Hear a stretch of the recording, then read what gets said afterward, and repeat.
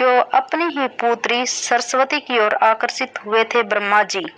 ब्रह्मा और सरस्वती की कहानी उस समय शुरू होती है जब सृष्टि की रचना हो रही थी। हिंदू ग्रंथ के मुताबिक सृष्टि की रचना ब्रह्मा जी के द्वारा की गई है और इस ब्रह्मांड के पालनकर्ता के रूप में हम भगवान विष्णु को जानते हैं। साथ ही भगवान शंकर को सृष्टि के संहारक के रूप में जानते हैं। मगर कमाल की बात है कि आपने पृथ्वी पर विष्णु और महेश के बहुत सारे मंदिर देखे होंगे, मगर आपने कभी भगवान ब्रह्मा का मंदिर नहीं देखा होगा। पूरी पृथ्वी में भगवान ब्रह्मा की मूर्ति केवल भारत के पुष्कर में है। सरस्वती पुराण में भगवान ब्रह्मा और माता पार्वती के विवाह की बात लिखी हुई है।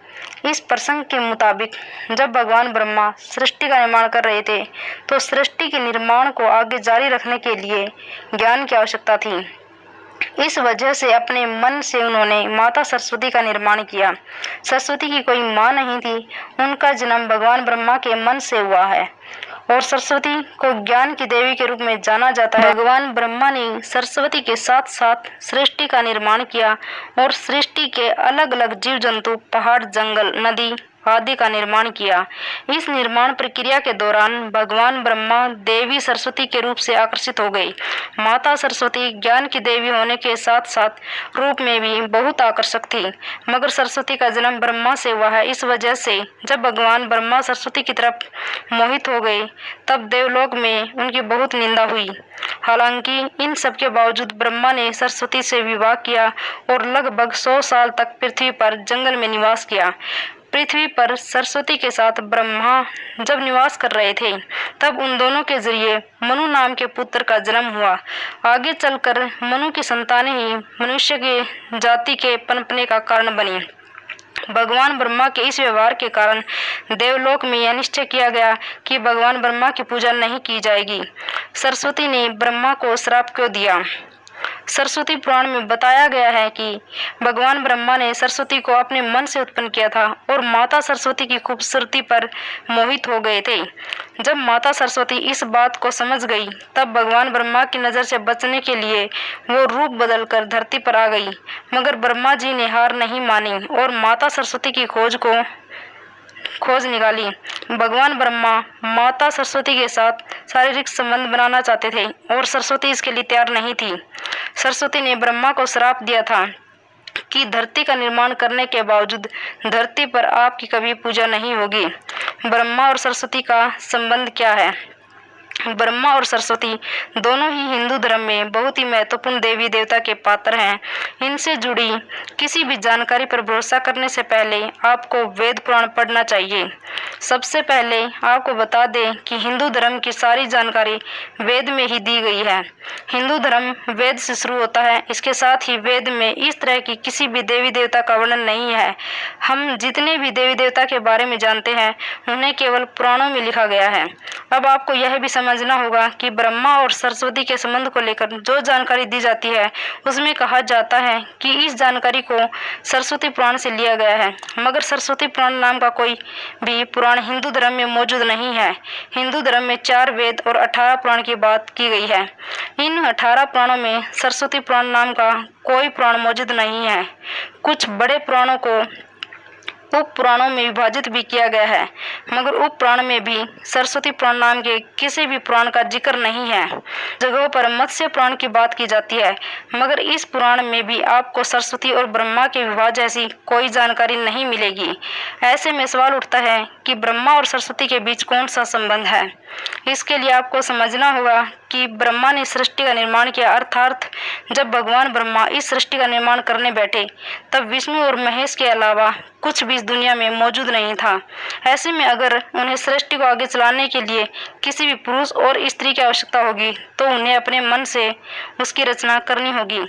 इसी वजह से भगवान ब्रह्मा ने माता सरस्वती, नारद, मनु, जामवंत, सनक, सनंदन, सनातन, सनत कुमार, भृगु एवं अत्रि का जन्म अपने मन से किया और पृथ्वी को आगे संचालित करने के लिए धरती पर भेजा। इस पृथ्वी पर ज्ञान के संतुलन को बनाए रखने के लिए उन्होंने माता सरस्वती को अपने साथ रखा। साथ रहने वाली स्त्री को पत्नी का दर्जा दे दिया गया। सरस्वती ब्रह्मा की पत्नी है या बेटी?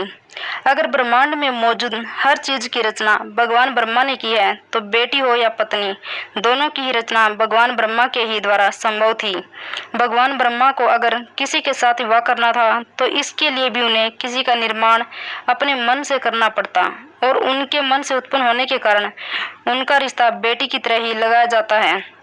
हालांकि सृष्टि का निर्माण होने के बाद अलग अलग घटनाओं के कारण ब्रह्मा का विवाह 5 बार हुआ था।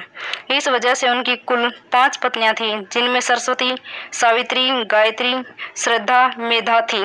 ब्रह्मा जी की पूजा क्यों नहीं होती है? इस पृथ्वी पर आपने अक्सर भगवान विष्णु या भगवान शंकर के मंदिर को देखा होगा। आपने कभी भी भगवान ब्रह्मा के मंदिर को नहीं देखा होगा। आपको बता दें कि राजस्थान के पुष्कर में भगवान ब्रह्मा का एक मंदिर है। वह मंदिर 3 झीलों से घिरा हुआ है। प्रचलित कथा के मुताबिक सृष्टि का निर्माण करने के बाद वज्रनाश नाम के एक राक्षस ने धरती पर खूब उत्पात मचाया था। जब इस राक्षस ने भगवान ब्रह्मा के साथ दुर्व्यवहार शुरू कर दिया तब ब्रह्मा जी ने वज्रनाश का वध कर दिया और इस दौरान उनके कमल के 3 टुकड़े धरती पर आ गिरे, जिससे बड़े बड़े झील बन गई। आज यह स्थान भारत के पुष्कर नाम के इलाके में है और उन तीनों झीलों को व्याष्ठा, मध्य और कनिष्ठ पुष्कर के नाम से जाना जाता है। इन झीलों के निर्माण के कारण वहां पर एक यज्ञ करवाने का निश्चय किया गया। इस यज्ञ में साक्षात भगवान ब्रह्मा बैठने आए थे, मगर एक यज्ञ या पूजा पाठ में पति को पत्नी के साथ बैठना होता है। उस समय भगवान ब्रह्मा की पत्नी सावित्री थी, मगर उन्हें आने में काफी विलंब हो रहा था।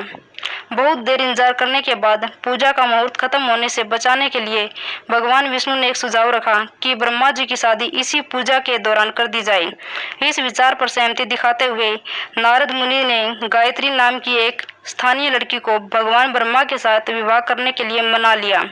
जब इन दोनों का विवाह हुआ और यज्ञ में भगवान ब्रह्मा गायत्री के साथ बैठकर पूजा को संपन्न किया, तभी वहां माता सावित्री आ गई और वह पूरी गतिविधि पर खूब क्रोधित हुई।